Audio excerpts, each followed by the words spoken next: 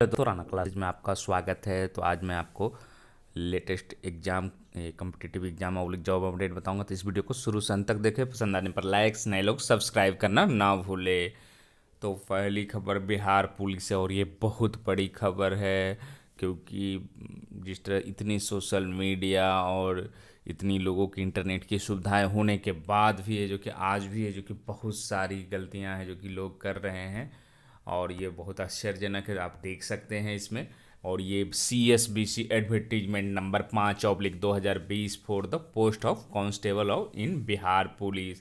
पहला क्या दिया, ग्रुप ए में क्या दिया, registered but application form not submit. ये सबसे ज़्यादा 15,054 मतलब रजिस्ट्रेशन किए हैं और एप्लीकेशन फॉर्म सबमिट ही नहीं हुआ है।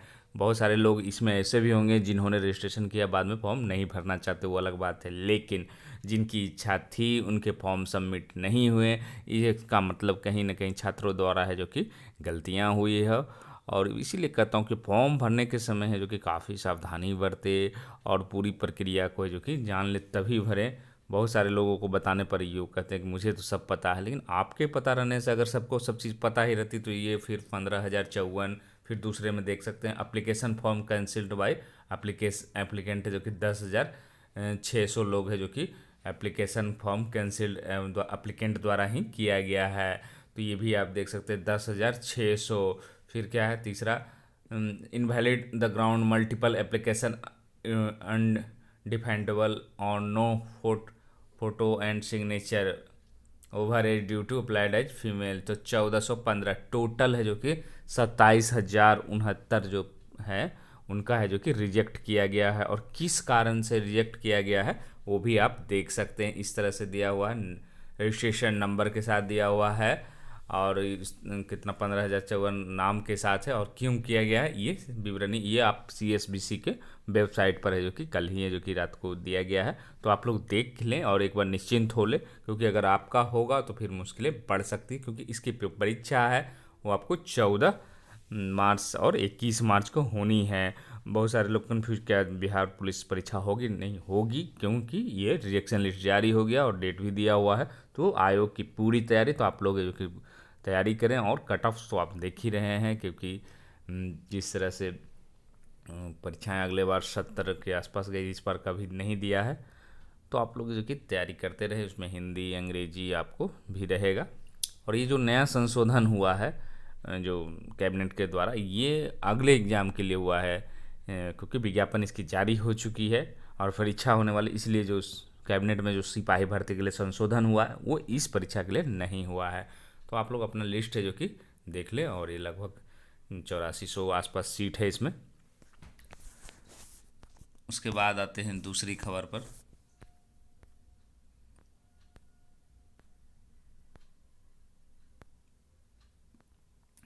ट्रेंड शिक्षकों को ग्रेड पे पूरी होने की तारीख से ही ट्रेनिंग पूरी होने की तारीख से ही मिलेगा। तो पटना हाईकोर्ट ने ट्रेंड नियोजित शिक्षकों को ग्रेड पे प्रशिक्षित वेतनमान का लाभ उनकी ट्रेनिंग पूरी होने की तिथि से ही देने का आदेश दिया है। न्यायमूर्ति चक्रधारी शरण सिंह के एकल पीठ ने भागलपुर जिले के DLED की ट्रेनिंग में पाए गए 38 नियोजित शिक्षकों को राहत देते हुए राज्य सरकार को यह आदेश दिया है कि इसके साथ ही हाईकोर्ट ने शिक्षा महकमे के उस निर्णय को भी निरस्त किया जिसके तहत ट्रेंड शिक्षकों को बढ़ा हुआ पे स्केल उनकी ट्रेनिंग समाप्त होने की तिथि से सांकेतिक तौर पर और उनकी ट्रेनिंग के रिजल्ट की तारीख से उन्हें वास्तविक लाभ देने का आदेश था। याचिकाकर्ता की ओर से अधिवक्ता सुनील कुमार सिंह ने कोर्ट को बताया कि पहले भी किशोर कुमार बनाम बिहार सरकार वगैरह के मामले में हाईकोर्ट यह तय कर चुका है कि नियोजित शिक्षकों के मामले में ट्रेनिंग खत्म होने की तारीख से ही उनके प्रशिक्षित वेतनमान मिलना है। परीक्षा या रिजल्ट में देरी होने की जवाबदेही शिक्षकों की नहीं, इसलिए उन्हें ट्रेंड है जो कि शिक्षकों पे लाभ रिजल्ट की तारीख से तय करना गैर कानूनी है। हाईकोर्ट ने इस दलील को मंजूर करते हुए सरकारी अफसरों की कार्यशैली पर नाराजगी जाहिर करते हुए अपने आदेश दिया है। तो मतलब क्या है कि आपको ट्रेंड शिक्षकों को ग्रेड पे ट्रेनिंग पूरी होने की तारीख से ही मिलेगी।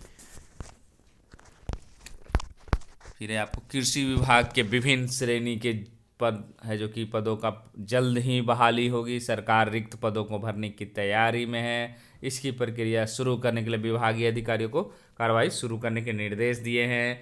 कृषि विभाग और उसके विभिन्न निदेशालयों में सभी रिक्तियों का आकलन कर रिपोर्ट तैयार की जाएगी। इसे मंजूरी के लिए वित्त विभाग को भेजा जाएगा ताकि बहाली की प्रक्रिया शुरू कराई जा सके।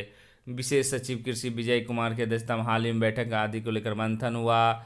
विशेष सचिव का कहना था कि विभिन्न श्रेणी के पदों जल्द ही बहाली होगी। सरकार की प्राथमिकता के अनुरूप सभी विभाग में उनके अधीन पदाधिकारियों कर्मचारियों के स्वीकृत पद और इसके सापेक्ष पदस्थापित बल रिक्ति, उस रिक्ति को भरने के लिए की गई कार्रवाई की मांग की गई थी। इसी कड़ी में संबंधित अधिकारियों ने बताया कि रिपोर्ट तैयार की गई है। विशेष सचिव ने समेकित रिपोर्ट तैयार करने को कहा है। बहाली से जुड़ी समग्र रिपोर्ट कृषि सचिव के माध्यम से वित्त विभाग को भेजी जाएगी। बैठक में यह भी निर्णय लिया कि जिन कर्मचारियों को वेतन रुका है उनके कार्यालयों को चक्कर लगाने की जरूरत नहीं होगी। और कौन से पद हो सकते हैं, तो कृषि सेक्टर में है जो कि आपको 1175 पदों की पौधा संरक्षण संभाग में हो सकती है। समीक्षा के दौरान खाली पदों को शीघ्र उसमें 1509 पद स्वीकृत हैं और 334 1175 अभी भी रिक्त हैं। तो इसकी बहाली भी है जो कि आपको पौधा सहायक की जो है आ सकती है। और कहाँ है, उद्योग विभाग है जो कि में 200 से अधिक पदों को भरने की तैयारी। तो उद्योग विभाग में खाली पदों को भरने की तैयारी की जा रही है। खासतौर पर उसके फील्ड अफसरों की भारी कमी है। विभाग खाली पदों को भरने के लिए जल्द ही औपचारिक कवायद शुरू करने जा रहा है। अब तक 200 से अधिक पदों के लिए चिन्हित किया जा चुका है। विभाग के सभी निदेशालयों को खाली पदों को चिन्हित करके रिपोर्ट करने का निर्देश दिया है। ये वे पद हैं जो अरसों से खाली पड़े हैं।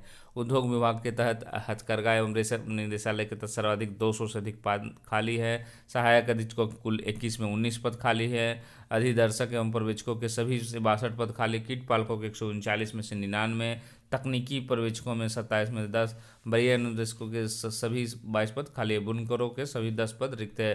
दरअसल इन सभी पदों के एक बार फिर से कवायद शुरू की जा रही है और निदेशालय नियुक्ति की प्रक्रिया शुरू की सरकारी स्थिति में गंभीर है और इसके लिए 25 मतलब उद्योग विभाग में भी आपको 200 वैकेंसी है जो कि आ सकती है। 15 मार्च तक निकलेगा एपीओ पीटी का रिजल्ट। तो 15 मार्च तक सहायक अभियोजन पदाधिकारी एपीओ पीटी प्रतियोगिता परीक्षा का रिजल्ट निकलेगा। बीते रविवार को आयोजित इस परीक्षा के लिए 35,032 अभ्यर्थियों ने आवेदन मतलब आपको ये रिजल्ट है जो कि जारी हो जाएगा।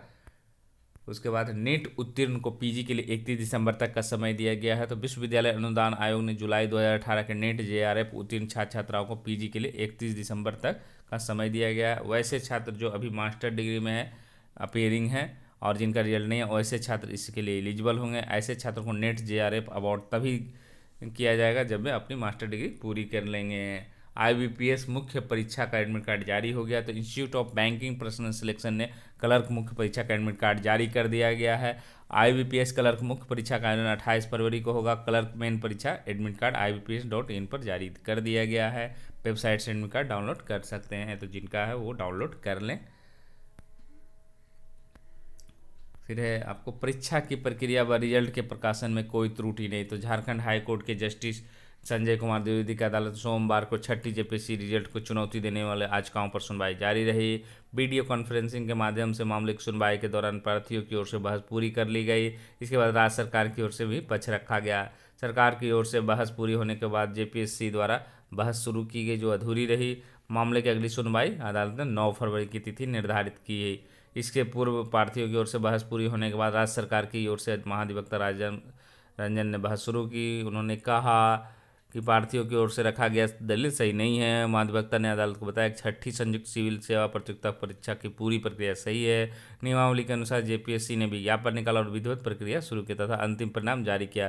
परीक्षा की प्रक्रिया और फाइनल रिजल्ट पर किसी प्रकार की त्रुटि नहीं है। सरकार की ओर से बहस पूरी होने के बाद जेपीएससी की ओर से अधिवक्ता संजय पेपरवाल ने पक्ष रखना शुरू किया।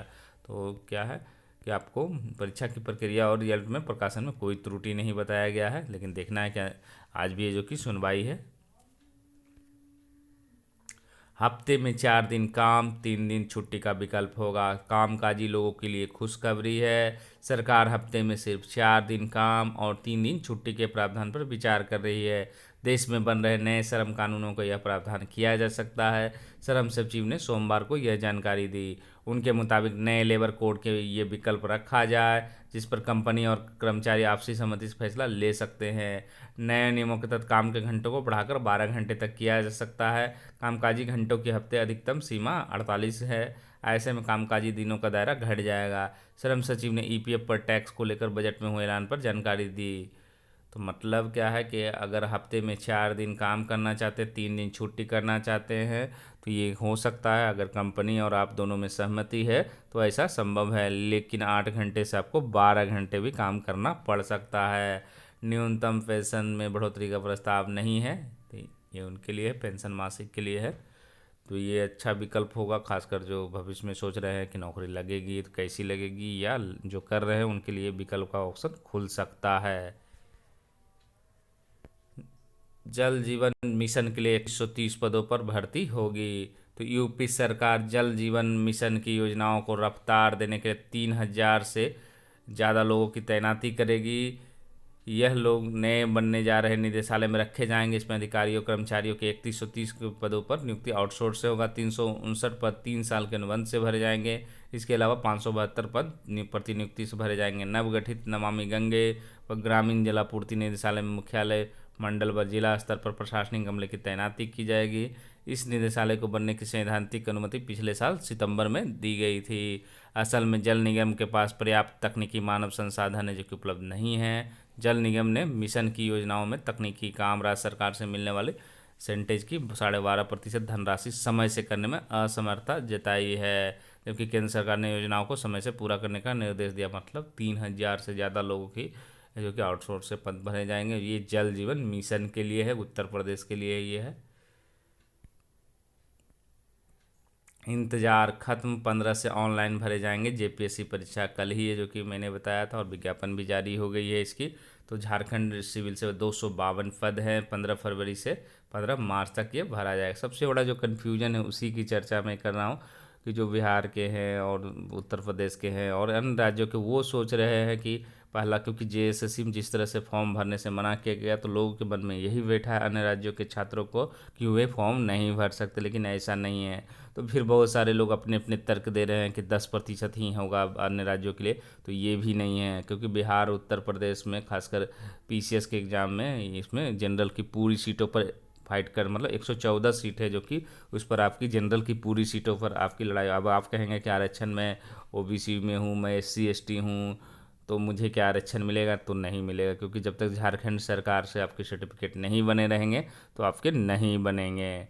और इसीलिए जो कि आपकी 114 पदों पर पूरी जनरल की सीट है। और सबसे बड़ा कन्फ्यूजन यही है।